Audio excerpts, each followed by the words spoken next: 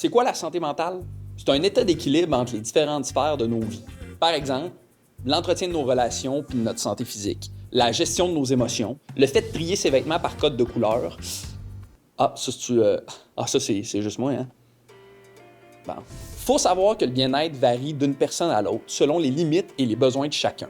Par exemple, certaines personnes ont besoin de plus d'heures de sommeil que d'autres. Personnellement, en bas de 6 heures, je suis moins fonctionnel que le drain d'une piscine en janvier. Soit dit en passant, il n'y a pas une seule bonne recette pour le bien-être. Contrairement au pain aux bananes de Ricardo, là, ça c'est le meilleur. Dites-le pas à Marie-Lou, Pascal. D'ailleurs, le bien-être est accessible, mais il n'est pas automatique.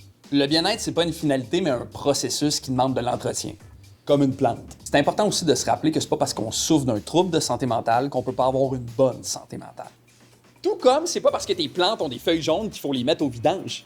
Faut aussi savoir que la santé mentale dépend de plusieurs facteurs, comme notre bagage génétique ou nos habitudes de vie.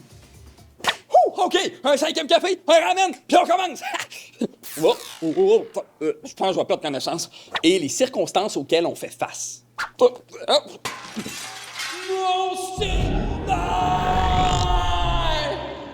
Cet état d'équilibre entre les différentes sphères dépend de notre capacité de ressentir, de penser et d'agir sur notre vie. Ce qui arrive, malheureusement, c'est que certains mythes sur le bien-être viennent entraver cette reconnexion à soi. Par exemple, on est continuellement bombardé de « il faut ». Faut que je mange du chia, faut que j'aille des pommes, faut que je me réveille à 5 heures du matin pour pédaler au moins 50 km. J'aille ça, le chia! La vérité, c'est que les besoins et les limites diffèrent d'une personne à l'autre, d'où l'importance de s'écouter.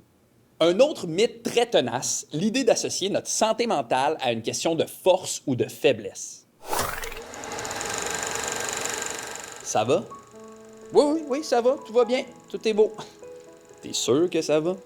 J'ai dit oui, ça va, c'est beau, tout est chill, c'est correct. J'ai pas dormi depuis 48 heures, mais ça va, c'est bon.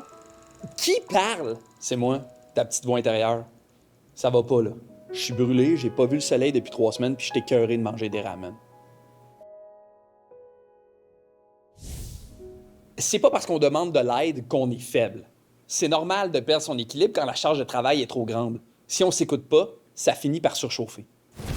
Ce qu'il faut, c'est s'écouter, se prioriser et demander de l'aide quand ça va pas. Nos besoins varient dans le temps comme nos goûts. Puis, vous savez quoi? Je pense que j'aime mieux le pain aux bananes de Marie-Lou, finalement. Mais dites-le pas à Ricardo, j'ai pas le goût de finir d'une mijoteuse.